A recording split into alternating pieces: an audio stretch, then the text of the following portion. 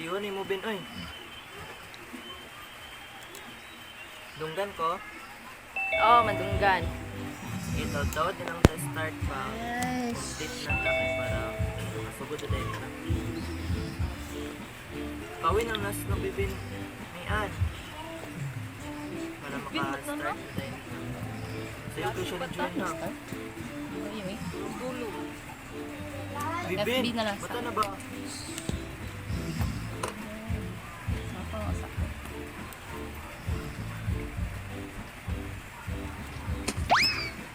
Oh, magsugod na ta. Kauhawan. Wait lang. Mata na mo din. Itaw-taw din ang dahil na start. Ready na. Okay. Bike na kuha na sa katuan. Paypal. Haba lagi kising iwa. Ito eh. Saan naglabay ato? Charot. Ngayon Aish.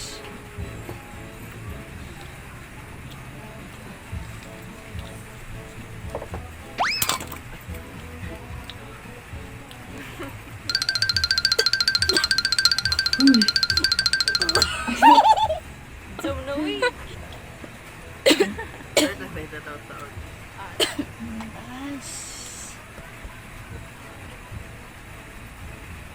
Start na ta?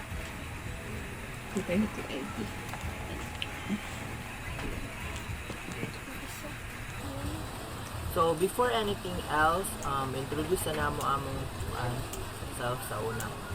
So we are from Architecture 1F. I am Paul And Ugsalan. I'm Genevieve Cañete.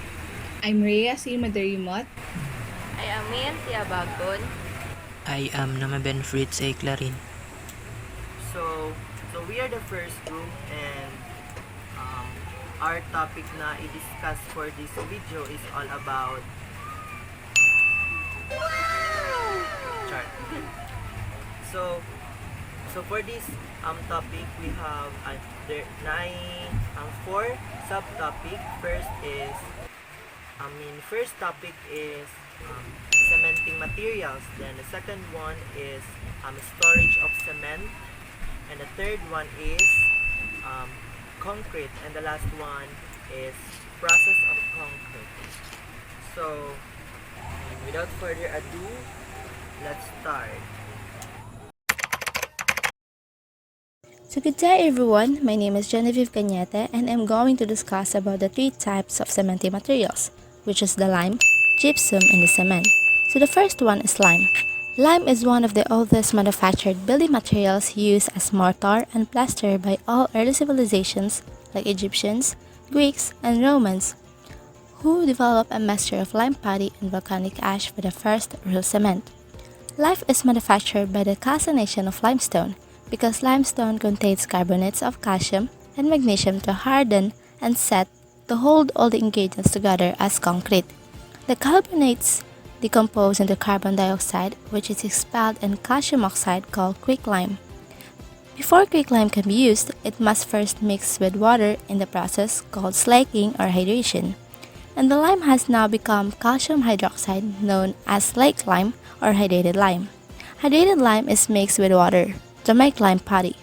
It is also used an ingredient of hard finish coat for 2 and 3 coat Portland cement plasters. It is also used for mixing with cement mortar or concrete. There's also a type of lime which will set underwater. It is called hydraulic lime.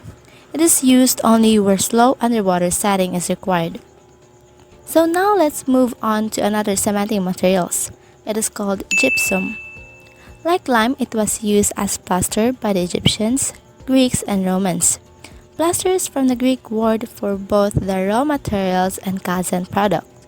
Hard-rolled plasters is harder than lime plasters, sets more quickly and thoroughly. Gypsum plaster is rendered more plastic by the addition of hydrated lime. And now, let's move on to cement. The cement is commonly used here in the Philippines.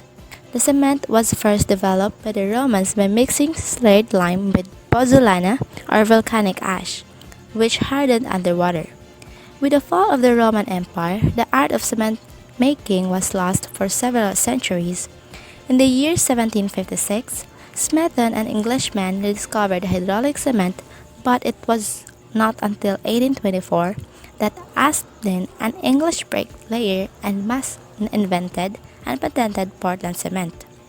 Today, the word cement generally refers to Portland cement, which is the principal type of cement in use.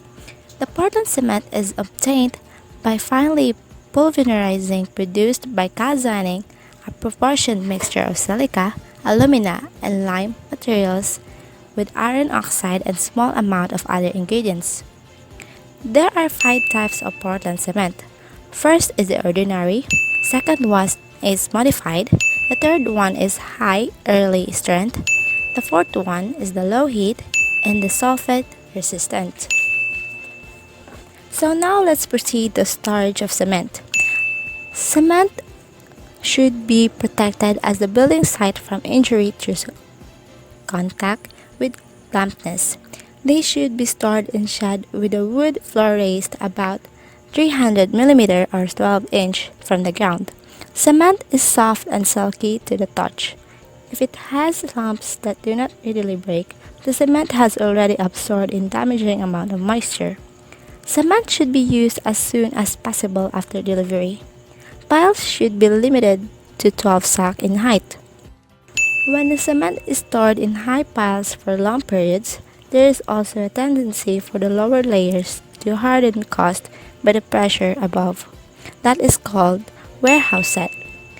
So that will end my discussion. Thank you for listening, and for further information about concrete, I will introduce to you the next reporter, Ms. Ria Madarimot.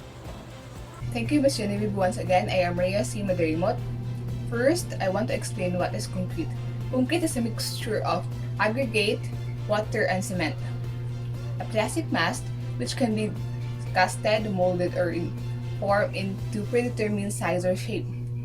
When strengthened by embedded steel, is called reinforcement concrete, while without reinforcement is called plain or mass concrete. The next thing I want to tackle is the quality of good concrete. The concrete should be strong, durable, uniform quality, and truly sound. To get a good quality concrete, these are obtained through 5 ways. First, second, third, fourth, and the last one. These are 5 ways to get good quality concrete. Now let's go to the materials of concrete. First is the cement. Cement is a powder substance made with calcine, lime, and clay. In reinforcement, concrete construction should be high-grade type 1, Portland cement type C150, conforming to the standard specification and test for Portland cement of the American Society for Testing Materials, or ASTM.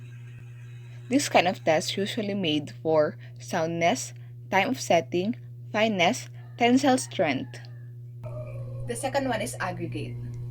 Aggregates are inert minerals fillers used with cement and water in making concrete. Should be particles that are durable, strong, clean, hard, and uncoated, and which are free from injurious amount of dust, lumps, soft and flaky particles, shell, alkali, organic matter, loam, or other deleterious substance. There are 3 types of aggregate. The first one is the fine aggregates, and this is a sample of fine aggregates.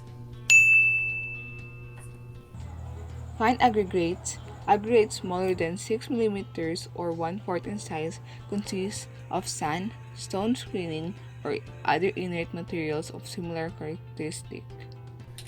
And this is the coarse aggregate. Coarse aggregate larger than 1/4 in size, consists of crushed stones, gravel, or other inert materials of similar characteristic. And this is special aggregate.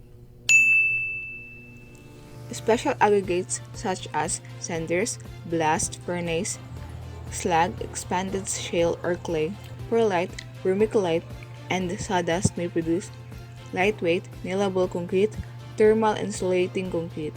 And the last material is the water. The water-cement ratio is the amount of water used per bag of cement.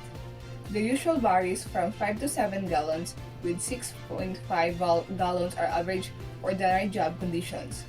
The less water used in mixing, the better the quality of concrete. The ideal mix is one that's plastic and workable. The next thing I will explain is the slump test. slump test is used for measuring consistency of concrete mix. Consistency may be defined as a state of fluidity of the mix, and it includes the entire range of fluidity from the wettest to driest possible mixture. In this test, the tendency of a mix to slump or reduce its height due to gravity action is measured. The apparatus consists of metal cone, the bottom opening being 200 millimeters in diameter, the top being 1 millimeters, and height exactly 300 millimeters. In making the test, the slump tester is placed on a flat, smooth surface and is filled with newly mixed concrete from the mixer. In filling the mold with concrete, the liter is dumped in with 12 millimeters rod pointed at once end, and the top of the concrete is smoothed off to exactly level. The mold is then slowly raised vertically and the height deducted from the original height of 300 millimeters to represent the slump. The last thing I will report is the proportioning of concrete. The principle of proportioning concrete are the following. Use good quality materials, determine the strength of the concrete, determine the consistency of the mix, add correct proportion of the aggregate, make a mix that's workable. There are several methods of proportioning. Some of those are proportioning by arbitrary proportions, proportioning by water ratio and slump test, proportioning by water ratio and slump test, fineness and modulus. And that is my report. The next reporter will be Miss Abago. Thank you, Rhea. So let's start. Reinforced concrete work, a medium large scale mass of concrete work should be mixed by machine. So here's an examples of machines. Machine mix concrete produce more uniform and it is generally less expensive. The strength of the concrete depends upon the thoroughness of mixing it. Machine mixing. In machine mixing, the mixing of each batch should continue not less than 1 minute after all the materials are in the mixer. And whenever practicable, the length of the mixing time should be increased to 1.5 or 2 minutes. The entire contents of the drum should be discharged before recharging the mixer. The mixer should be cleaned at frequent intervals while in use. There are also ways of transporting and placing the concrete. So, Ben, are you still there?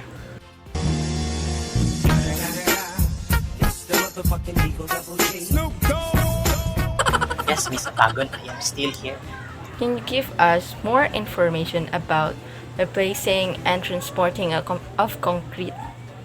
The concrete may be transported by means of barrows, buggies, buckets, cableways, hoists, chutes, belts, and pipes.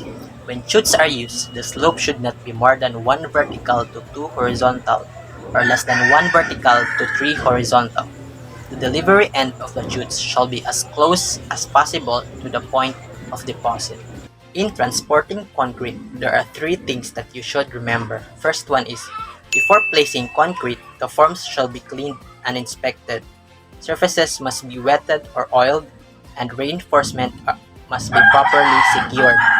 Second one is, concrete should be deposited in approximately horizontal layers in wall, column, and footing forms.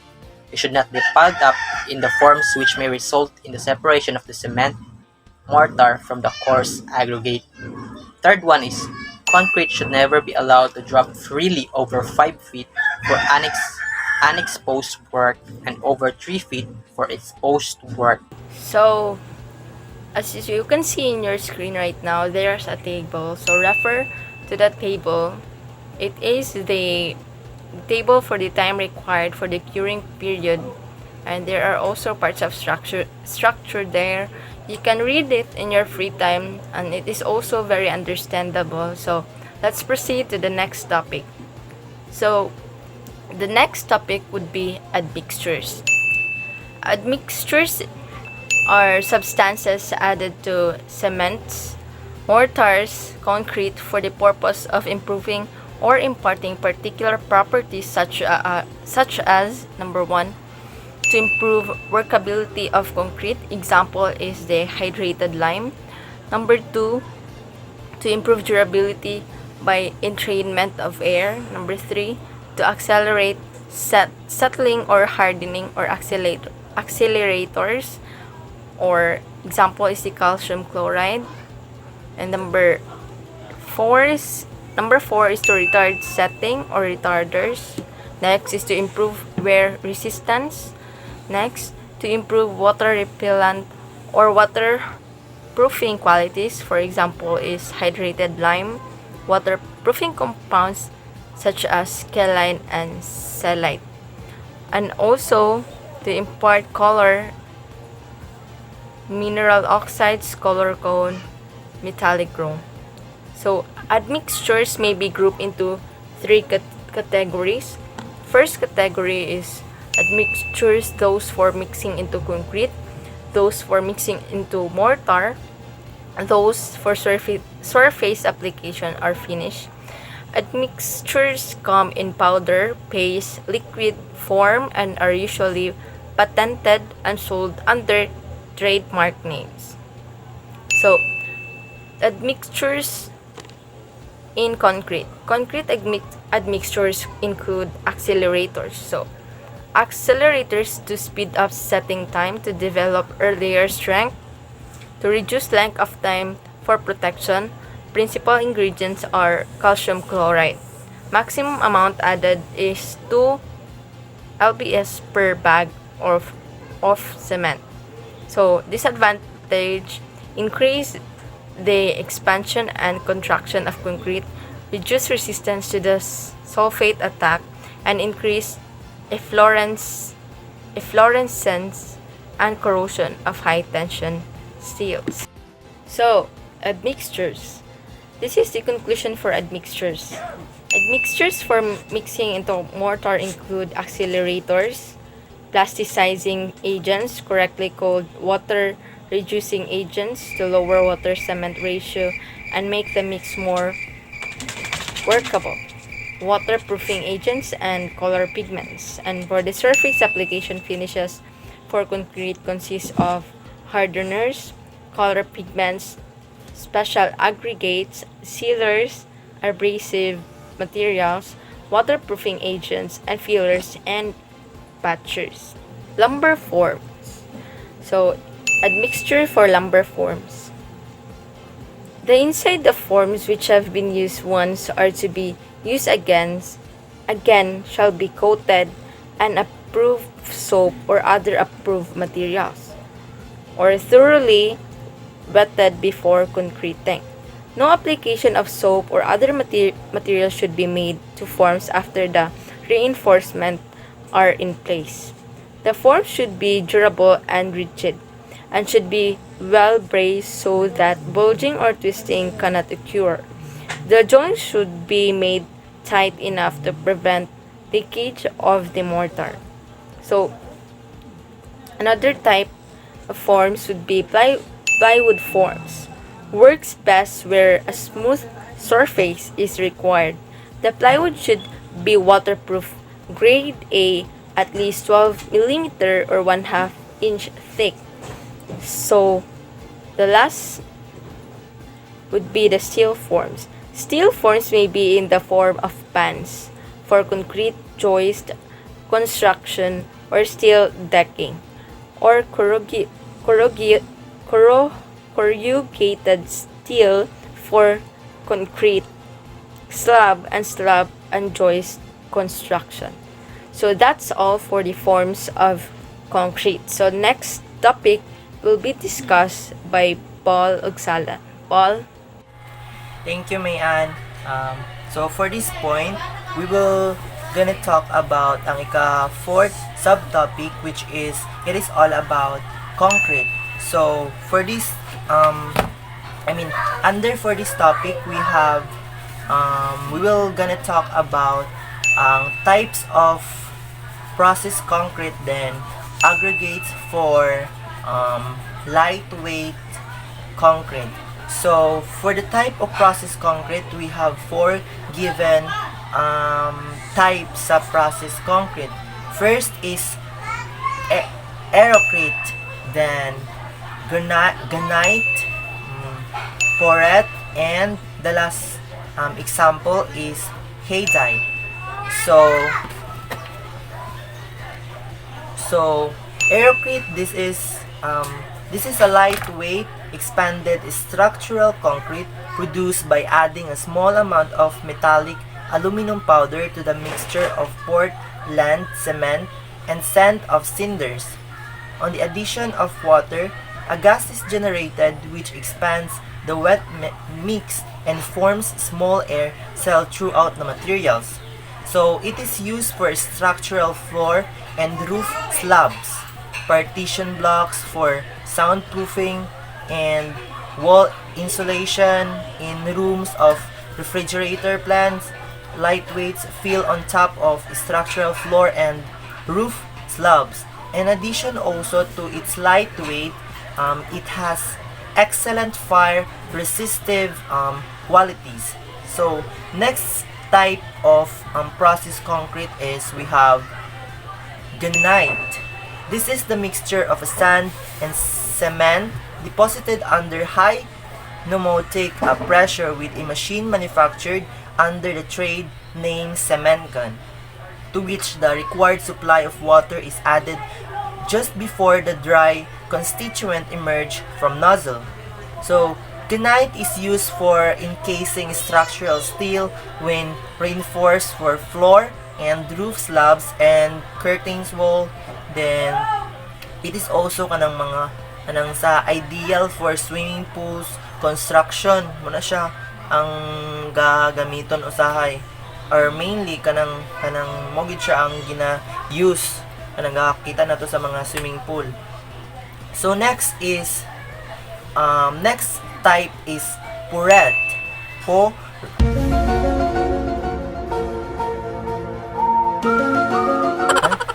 As in Porete. So it is a Portland cement concrete to which a chemical foam is added to generate gases in the process of deposition. Yes, deposition, resulting in lightweight precast or shop-made unit in both hollow and solid forms.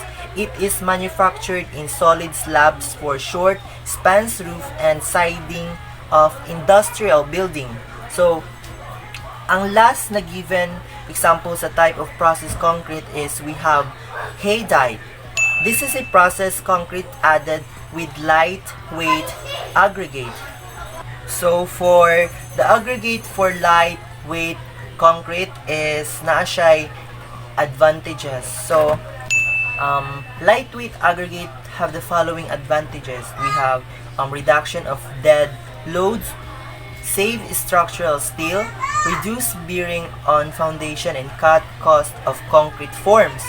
High insulting value is provided by numerous dead air spaces. Rough texture of surfaces, have good acoustical properties, and lightweight allows easier handling or precast slabs and block. Yes. So lightweight plaster has less tendency to crack, and its heat resistance make it a good material for fireproofing structural steel. So, mo to siya ang mga advantages sa lightweight aggregate. So, kung naay advantages, of course, there is also an kanang disadvantages. So, the disadvantages of lightweight aggregates is porosity requires changes in the usual formulas for water in slams, and closer supervision of mixing. Very light aggregates tend to float out of the mortar, and some coarse aggregate concrete mixture require the addition of a fine aggregate like sand to prevent harsh working and serious bleeding. So, also, lightweight aggregates can be divided into 4 general classification. First is aggregate of volcanic origin. Then next is micaceous minerals. Next is expanded shales and clays. Then the last one is byproduct aggregate. So first classification is aggregates of volcanic origin. We have two examples here. First is pumice is it is a well qualified as a lightweight aggregate. When dry and well graded, it is hard to be handled and mixed without excessive breakdown. So undesirable feature, however, it's water absorption. Yes, this can be mitigated by wetting the aggregate before it mix with the cement. Kanang kita bitaw nato kanang magpalapala sa mga basta kanang inana ba na magpala maghalo-halo sa mga semento. So next is perlite.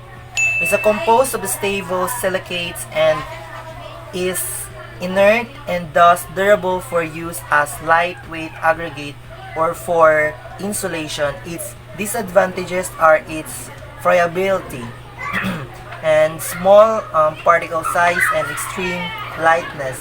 The small particle size requires more cement, while its lightness from 8 to 16 siya?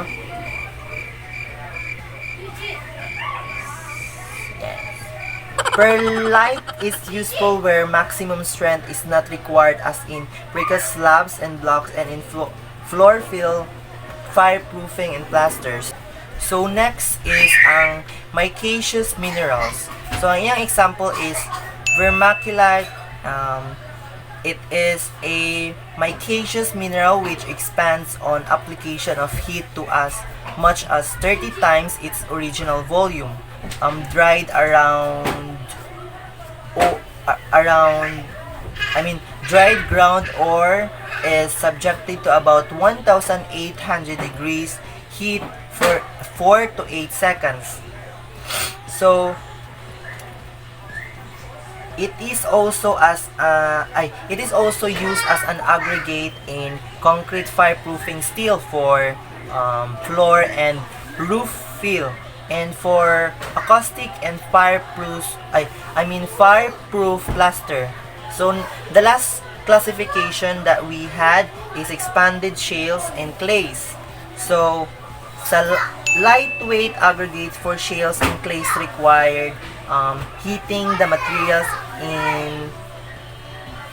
to a temperature near its fusion point. The material softens and coalesces